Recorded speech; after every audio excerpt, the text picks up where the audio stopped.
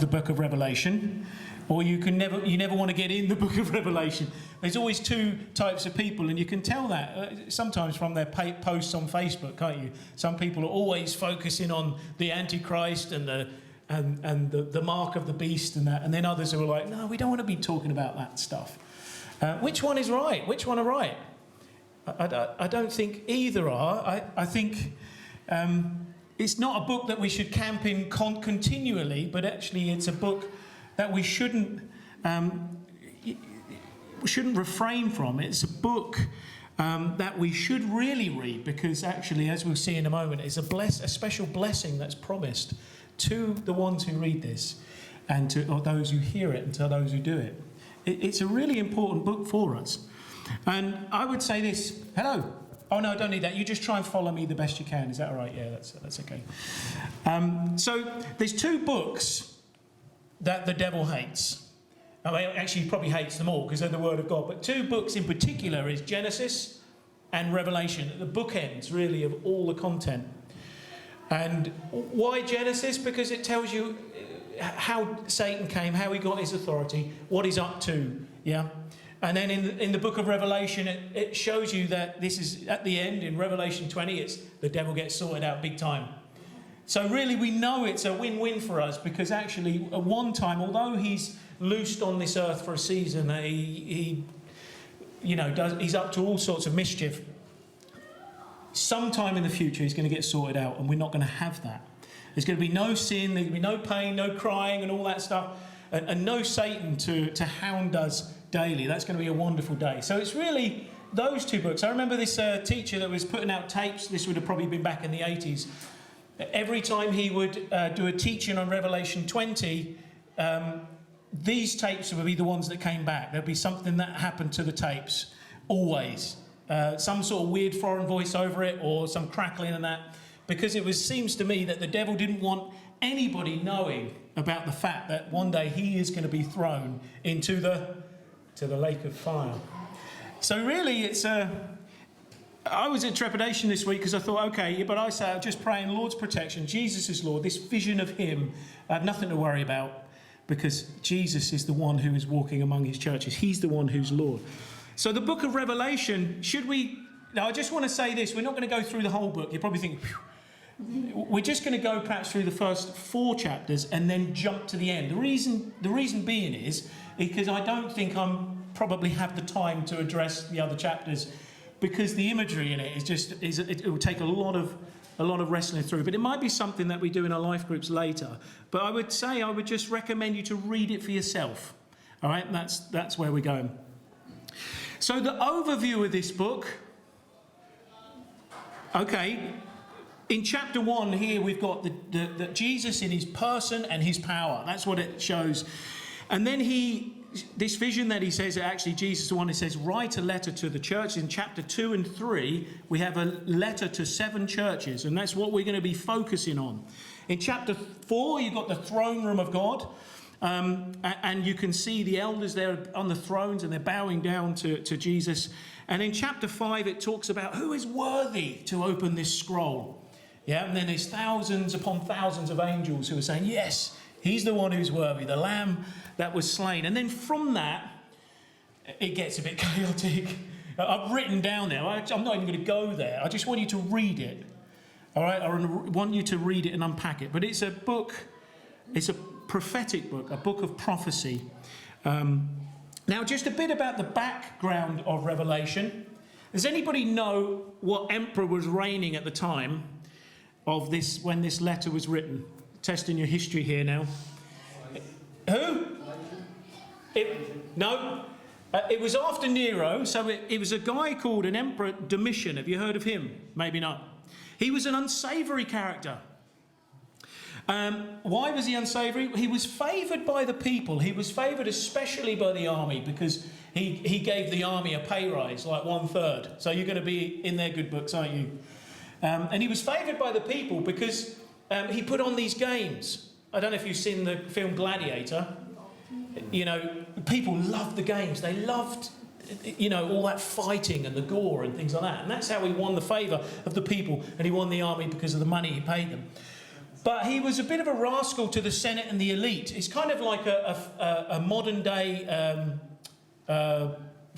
sort of a forcible socialist, as it were, if that I don't even know if that makes sense. But he would rob from the elite and rob from the Senate to pay for his cause, to raise the money to pay the army and that. So he was hated by the Senate, and he was hated by the rich elites. Now, this made him slightly paranoid, to such an extent that he ended up killing some of the Senate. I mean, some of these emperors were just rascals, weren't they? But rightfully so, he was paranoid, because actually he ended up being assassinated himself by the Senate. So they come against him in the end. But he insisted on being called Dominus et Deus. I'm not going to ask you what that means. It means master and God. That's what he insisted on being called. So you can see after Nero was he persecuted Christians a lot, but Domitian continued to persecute the Christians to quite some extent. Now here we come to John. Okay, John was a disciple of Jesus. He was known as the apostle of Christ. Why? Because he was the one who walked alongside with Christ. He was the one remember at the cross, he was the one, he said, look, mother, that's your son's. He gave his mother to John so he could look after her. But he was kind of known as an itinerant pastor, as it were, travelling among all these churches, especially known as the pastor at Ephesus. I don't know if I've said this before, but when he was old, they used to walk him down. He couldn't hardly see. And the one thing he would always say is, love one another. That's the only command he gave them when he was too old to preach. I think that's a message for us all, isn't it? To love one another. But there's a historian called Tertullian, and he said in his writings that John was actually boiled in oil. Have you heard that one? And what is written about it is that the Lord protected him from the effects of it. So because he was so shocked by this, he then sent him to the island of... he was exiled there. He was kind of like a political prisoner. Now, I don't know if that's true. Some of these writers, I'm sure some of them fudge it a little bit, but actually that's what he wrote. So I'm not saying that is true. And here, you see, under the persecution of Domitian, he was exiled to the Isle of Patmos. And it was there on this Isle of Patmos, which is off the west coast of Turkey, that he had a vision of the Lord. This is called the revelation of Jesus Christ. Now, I know some people say this, and I'm not mocking you for this, but some people say, have you read the book of Revelations? It's not the book of Revelations, it's one revelation. Is it the revelation of John? No. Thanks, Jim. It's the revelation of Jesus Christ. Actually, it's a revelation from Jesus Christ, because God the Father has given Jesus this revelation. Jesus has given the angel this revelation, and then angels come and given John this revelation. John is given the revelation to the 7 churches, and then who does it come to? It comes to us. So the revelation comes to us. So it's a revelation, and what the revelation means, that word is the unveiling. So you see here, it's something that's hidden, something that's been withheld for the moment, but now it's being unveiled for us all to see. And this is what this revelation of Jesus Christ is. I think that's wonderful, isn't it? And it's a revelation for us to read. Now, the next point I want to make is there's a blessing to all that read this prophecy in Revelation. Now, this book was meant to be read aloud, and it was probably read from start to finish. Can you imagine if we met together and read that? I'm sure people would be like, what on earth is he talking about? But the imagery used would have been more familiar to the first century Christians. To us, I don't really understand what that means. And we try to wrestle with it. And some people take a real literal interpretation of the prophecy, saying this is all to come and this is going to be unleashed sometime in the future. Some people would say, actually, this is something that happened, in this time in particular, where there was lots of persecution going on. But it was something that we're familiar with, but actually that's not to say that we can't understand it. So this is the importance of why we get the context of why it's written and try and use helpful books and things like that. But the blessing is promised to those who read it aloud, yeah? The blessing is promised to those who hear what's written in it, but it's blessed are the ones who take the words that are written in it into their hearts. So that's what we're going to do. So as you're reading this throughout perhaps your week for over these next few weeks, is read it aloud. Yeah, if you've got a Bible app, that would be good to do that. Just meditate on and take it. And the reason why is he said that because the time is near. Now, I know this was written 2,000 years ago, and you're saying actually it's 2,000 years later, but actually the time, Jesus could come at any moment. He could come today. Please God. That would be wonderful, wouldn't it, if Jesus turned up right now. But blessed are those. So I would say this, for those of you who say, don't read the book of Revelation, don't even go there. I say, actually, no, you're in violation of what Jesus said. Actually, blessed are you if you read it. Blessed are you if you take it to heart and do all that's written in it. You got that? Okay, the next point I want to make is, here, John is on the Isle of Patmos, and it's a vision on the Lord's Day. Does anybody know what the Lord's Day is? It's this Sunday. It's a Sunday. Today is the Lord's Day. And we know under Constantine, he actually made it a holiday, a bank holiday. So then we still get to enjoy that today. So he has this vision on the Lord's Day. Now, I'm not going to go really too much into this. I want you to read it yourself. If you read 1, 2, 3 and 4, he gets this imagery of Jesus, especially in chapter 1 and verse 4. And it's using Old Testament imagery, especially from the book of Daniel. And he's using that in the New Testament. The one thing I wanted to talk about specifically, John, when this vision came to him, he heard a voice. Yeah? And the voice said, write on the scroll what you see and send it to the 7 churches. And then he turned around and he saw that he had 7 golden lampstands. This is this Old Testament imagery that he's seeing here. And in his right hand was 7 stars. Now, in verse 20 of the first chapter of Revelation, this is interpreted for us. The stars in his hand are the angels for each of these 7 churches. Yeah? What are the angels? That word means messenger. Well done, Anne. Get gold star for that. It means messenger. So it could mean angels. It could mean that we have a particular angel over this church looking out for us. Or it could mean the elders. So, Heather and I, this message would be to us, in a sense, to be read out to the church. And the lampstands are the churches. And he's specifically talking about these 7 churches which have 7 messengers, and this is to be read out into the churches. That is, can anyone remember his name? I've forgotten his name now. This guy here, it's actually a film called Revelation, and that's the moment he gets this vision of Jesus, which is just phenomenal. I'm not going to go into it. I haven't got time to go through that imagery. Sorry? Richard Harris, that's it, yeah. So, yeah, well done, mate. I completely forgot. So here, we're not going to be too long in this, but the next slide is the letter. These are the letters that are sent to the 7 churches. Now, there's a bit of teaching here today, just primarily because it's an intro to the 7 churches. So over the next 7 or 8 weeks, we're going to talk about each church. So it's not going to be so teachy, but it will hopefully be more, what can we learn from those individual churches? But I would say that these 7 churches are like a scorecard for the church. I wouldn't say it's dispensational in a sense that these 7 churches are prophetically the time in which we're in. Because I think wherever you are, they're all different. You go to China, there's persecution like no other. Here, we're kind of feel like we're the Laodicean church, don't we? Lukewarm or whatever. Well, we're not lukewarm, but you know what I mean. But it's a message that we can look through these 7 churches and like a scorecard or a litmus test and see actually where is it that the Lord wants us to change? Where is the Lord wants us to change in our own heart? So just briefly, just going over these. At Ephesus, does anybody remember what the message there was? It's, you've lost your first love. Yeah? But he said, actually, you've lost your first love, but I know your works. You persevere and you work hard. So here Jesus is given a challenge, but he's also given an encouragement as well. In Smyrna, Jesus knew of their affliction and their poverty, but they were rich. So he didn't really give so much of a challenge to them. He said, look, you're struggling, but actually you are rich.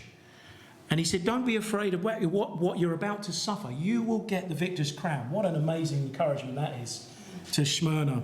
In Pergamon, that's where Satan's throne was. I don't know where that was. Probably where he operated on earth, to such an extent. And it says here, the focus on false doctrine. So there was a doctrine of Balaam, a doctrine of the Nicolaitans, which we'll talk about because we can get some insights into that. But there were still those who did not renounce their faith. So that's Pergamon. And there's another Thyatira. He says, look, I know of your love. I know of your faith. I know of your service. I know of your perseverance. So he's really encouraging them there. But he said, you tolerate this woman. Do you know what her name is? Jezebel. And we can look at that. This woman was enticing people in through her teaching into sexual immorality, but also into idolatry. Now we're going to look at that. Thankfully, Paul has got that teaching. I'm like, so he's got Jezebel. And then we go into the next one, which is Sardis. It says, look, you are dead. Imagine having that from the Lord. You're dead. But you have a reputation of being alive. So to others, they say, actually, you're alive. But actually, I see your heart. You're dead. But he said there were still those who had not soiled their clothes. I'm not sure what that means. Strengthens what remains and is about to die. This is his message to Sardis. Now, everybody wants to be a Philadelphia church, don't they? Because Philadelphia, he says to them this. Now, people use this as an evangelistic verse. But it's actually to the church. It says, I have set before you an open door, which no man can shut. What a lovely message that is. He says, look, you've got little strength. You've got not much strength, but you've kept my word. What a lovely message. And you've not denied me. Philadelphia, no challenge at all there. He's saying, look, you hold on in there.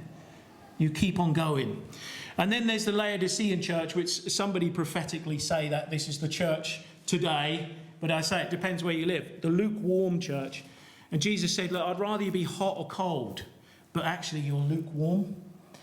Now, bear in mind, I think as we look at this, the water that they used to get through from their springs and that was quite lukewarm and it tasted horrible.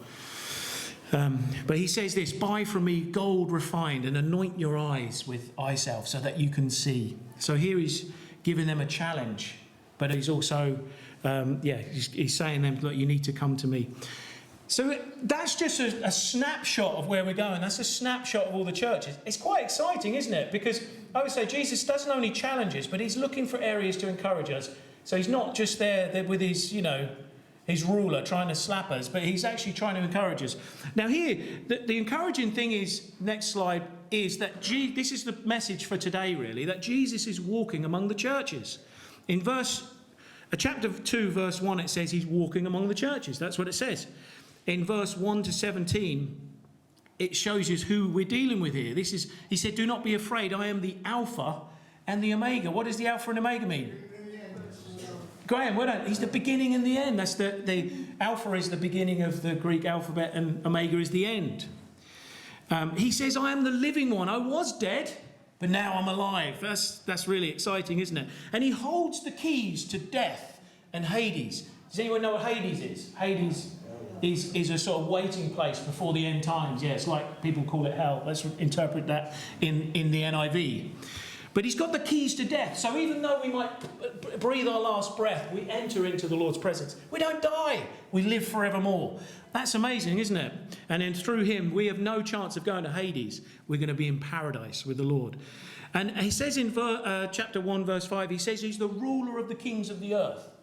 So not only is Jesus walking among the churches, he's walking right here among us in Mariners. He is the Alpha and the Omega. He is the ruler of the kings of the earth. So he's the one who's there looking for opportunities to challenge us, but to encourage us. But remember who this is. Jesus is Lord. That's amazing, isn't it? He is Lord. He's looking to challenge us. He's looking to encourage us. And here I would say in all these 7 churches, the theology is really important to Jesus. Because all of the false teaching that comes along does one thing. It tries to allure you away from worshipping Jesus. And all of these false teaching and things that come along in external are designed to nullify your love for Christ so that you're dead spiritually. So Jesus is not saying, look, here I'm trying to point out all these errors in you. He's saying, look, anything that takes you away from your love for me and putting me first, that's wrong. And I would say that's for us, a real message to us is the one thing that these 7 churches do is bring us back to that place in Christ alone, to love him with all our hearts, mind, soul and strength. And that's where he's trying to bring us here now, to get a good vision of him. So I'd say that. I'm going to end there because I wanted to end at 10:30. So this is a challenge to us. So what is Jesus saying to us? What is Jesus saying to you individually as you read through these chapters, especially chapter 2 and 3? Yeah? And what is he saying to us together as a church? That's what we've got to wrestle with over these next few weeks. And together I'm sure that we will grow exponentially. That's a lovely word, isn't it? In the Lord. That's why I've been wanting to do this for a long time, but it's only recently that I felt the Lord say, like, now it's time to do it. Now, he will challenge us in some areas, but that's okay, because he's looking to encourage us in others. I always said this in a few meetings, that I operate best out of encouragement. I don't always operate out of challenge. Sometimes I take offence. But don't take offence to the Lord. Just use that opportunity to say, yeah, where are you challenging me, Lord? In what ways can I grow? And that's amazing. So I'm just going to close there. I just want to spend some time in quiet, just to pause. Remember, this is the Lord's Day, and John had this vision of the Lord on the Lord's Day. And I'm just saying, today, okay, we want the Lord to really speak to us individually, but actually speak to us as a church. So let's be quiet for the moment. Let us pray. Let us ask the Lord to speak to us. Now, I want to say this. If anybody has a picture, if anybody has a word or anything like that, I'm just going to leave these last 4 or 5 minutes for people to come up and share. But keep it very brief if the Lord gives you something. Because remember, John was the one who was given this vision. And I'm saying we have the Holy Spirit. Jesus is walking among us right now. And he wants to speak to us. So let's just remain quiet and pause. I don't want this to just be preached. I want this to be a reality. I really want you to engage with God today and to see what he's saying to us.